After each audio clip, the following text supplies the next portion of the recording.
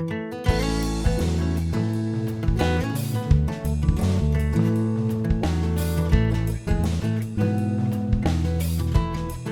everyone, it's Aunt Fernita.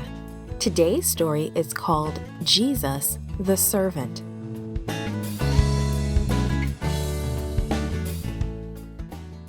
The memory verse is from John chapter 13, verse 14. It says, "Now that I, your Lord and teacher, have washed your feet, you also should wash one another's feet."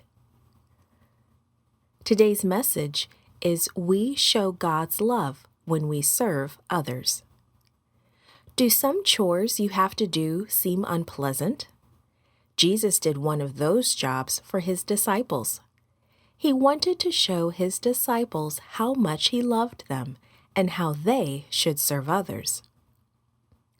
Jesus and his disciples had gathered to celebrate Passover.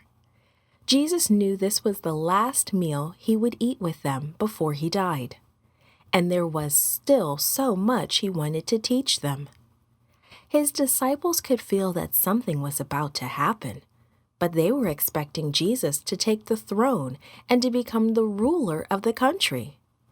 They were waiting for him to set up a kingdom on earth, and each wanted the very best place in it.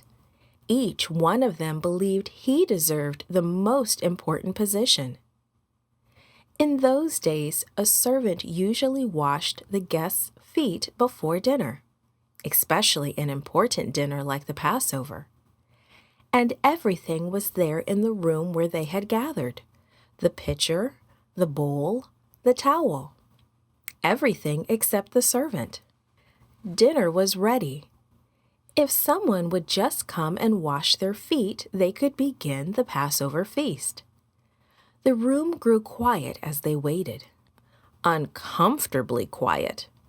None of the disciples would look at the others.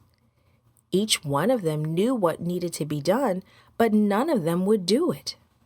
"I'm not going to do the work of a servant," each one probably thought. "After all, I deserve the most important job in Jesus' new kingdom. I am not going to get down on my knees and wash the others' feet." Jesus knew what his disciples were thinking.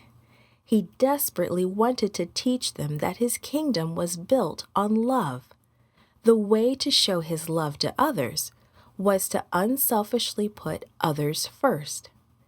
Jesus' disciples had spent 3 years with him, but they still had not learned the most important lesson.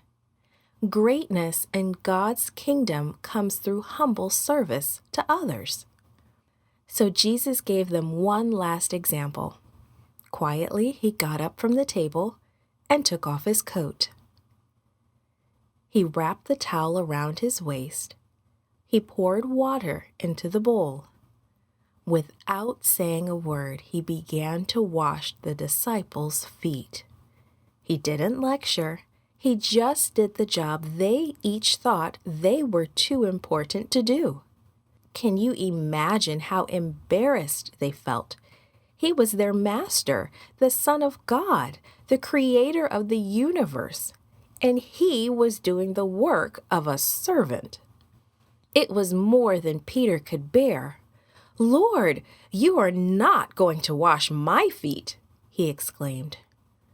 "If I don't wash you, you have no part with me," Jesus replied. Jesus was washing more than the dust from his disciples' feet. He was washing away their pride and selfishness. He was teaching them to serve one another. He was showing them how to reach those to whom they would soon be preaching the good news. Jesus finished and sat down. "Do you understand what I have done for you?" he asked his disciples. "Now that I, your Lord and teacher, have washed your feet, you also should wash one another's feet. I have given you an example. You should do as I have done for you. Serve others," Jesus was saying.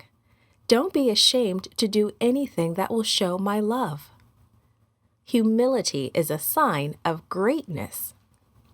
That night, Jesus' disciples learned a lesson they would never forget. Jesus wants us to learn that lesson too. When Jesus was finished, he gave another promise. He said, "I will not have another service like this until I share it with you in heaven." Someday we will all be with Jesus, and we will share in that special service. But for now, Jesus wants to help all of us live a life of helpfulness to others. That's one way to show God's love to others. Created and produced by Falvo Fowler. This podcast is read by Franita Buddy Fullwood for Gracelink.net. Animation and artwork by Giogo Godoy. Audio is post-produced by Faith To at Studio El Piso in Singapore. The theme music is by Clayton Kinney. The audio engineer was Maurice Bailey.